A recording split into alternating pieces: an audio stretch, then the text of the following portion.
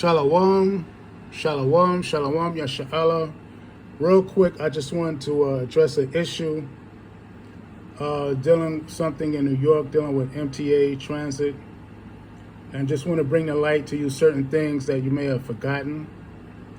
I had an issue with transit with the Metro card, basically how they easing out the system, the machines, the old machines.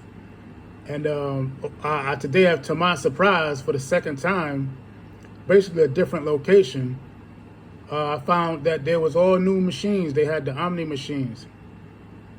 And it's a big deal because not only they are pushing out the poor by doing that, and it's sleekly done, it's right under your nose, and a lot of you seem like you don't care, some of you.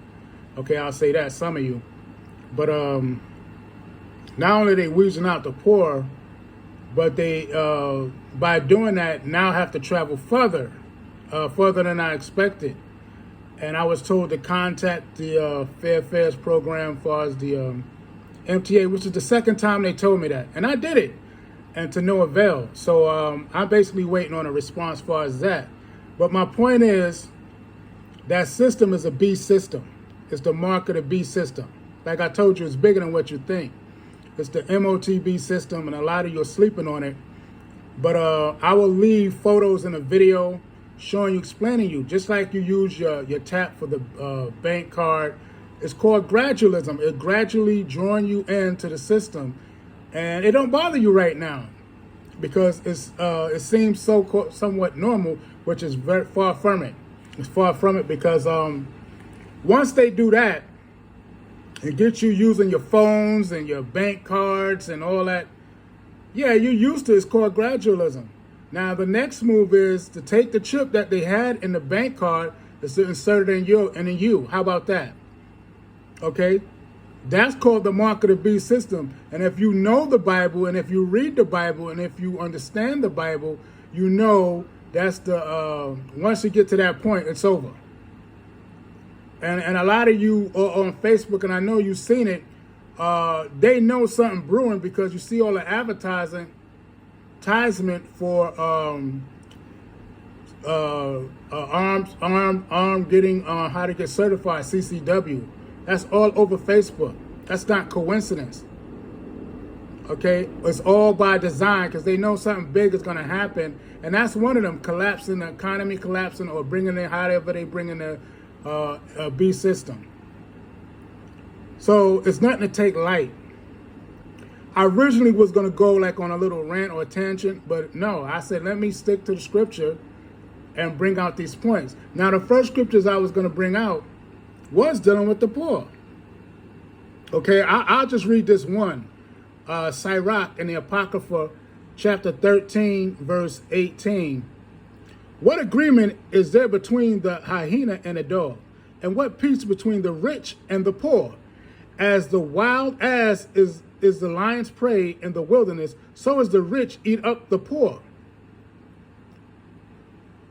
As the proud hate humility, so doth the rich abhor the poor. A rich man beginning to fall is held up of his friends, but a poor man being down is thrust also away by his friends. When a rich man is fallen, he hath many helpers. He speaketh things not to be spoken, and yet many justify him. The poor man slipped, and yet they rebuked him too. He spake wisely, and could have no place. When a rich man speaketh, every man holdeth his tongue, and look what he saith. They extol it to the clouds. But if a poor man speak, they say, what fellow is this? And if he stumble, they will help to overthrow him. Riches are good unto him that have no sin, and poverty is evil in the mouth of the ungodly. The heart of a man changeth his countenance, whether it be for good or evil, and a merry heart maketh a cheerful countenance. I'll just stop there. And y'all can read Proverbs 22, verse 22 on your own. But this is what I'm talking about. This is just the beginning of the end. I say that. As a matter of fact, while I'm on it, y'all know the scripture. One scripture I'm gonna save last, and like I said, I'll leave that in the video. But one scripture that came to mind was the second Esdras. I'm gonna read that. I felt led to read that right now. Let's see. Let's we also go to second Esdras, right? The 6th chapter. I think it's the 6th. The 6th and I think this is the right one I'm going to. Yeah, the second Esdras 6th chapter and the 9th verse reads, "For Esau is the end of the world, and Jacob is the beginning of it that followeth." Right? That's who we got to look forward, man, because this is the end of his kingdom, and this is why all these hasty measures are being done. Even Elon Musk is part of it, because Elon Musk deals with a lot of high-tech stuff, and if you look at my YouTube channel, which is H.I.S.1689, his 1689, okay? When you go to the YouTube channel, scroll down, you'll find it. There's a video called Test Dummy, and Elon Musk is behind the mark of the beast as far as it being the implant, as far as being put in a humans' bodies. And the first Jake, who was a test dummy, Jake was the first test dummy of our people, okay? And he's walking around with that in his head. Okay, that was done surgically, implanted with a chip. So this is not a game, man. This is in the very near future. It's presently already being established across Babylon, America. New York is just one of the stops. You know they're going to hit other cities with this system. I just think who owns the family. I got to mention that. The family that owns the Metro is the Whitney family. Just like heard of the Whitney Museum. Yes, that's the oligarch family that owns MTA. Okay? So you can look that up on your own. But yeah, man, I just wanted to remind you and hit you real quick with the facts. One more precept. I'll just read this last one because it all lines up with what I was saying earlier. And that, of course, is in Revelation. I'll just read one. Y'all can go and read the rest on your own, because there's probably plenty more precepts dealing with that. But I just wanted to deal with some main ones real quick. Revelation, y'all all familiar with. I'll just read 1:13, Revelation 13 chapter, and we'll start at the 15th verse. It reads, and he reads, and he had power to give life unto the image of the beast, that the image of the beast should both speak, and cause as many as would not worship the image of the beast should be killed. And he causeth all, both small and great, rich and poor, free and bond, to receive a mark in their right hand or in their foreheads, and that no man buy or sell save he had the mark, or the name of the beast, or the number of his name. 18th verse. Here's the wisdom. Let him that have understanding count the number of the beast, for it is the number of a man, and his number is 636. Also, y'all can read the 14th chapter, Revelations, and you can start at the 8th verse down. Yeah, because that's the punishment for those that take that mark. Y'all can read that on your own. And I just wanted to end with that. Until next time, brothers and sisters, shalom.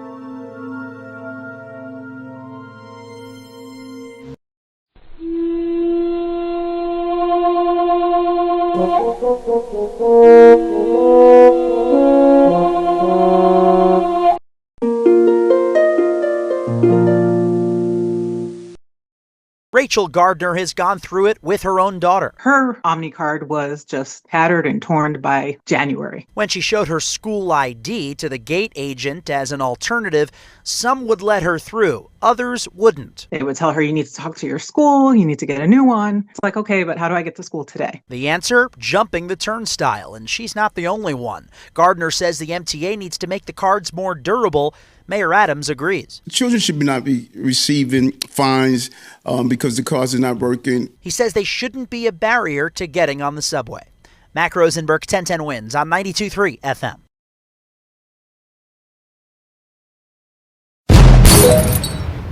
Game over.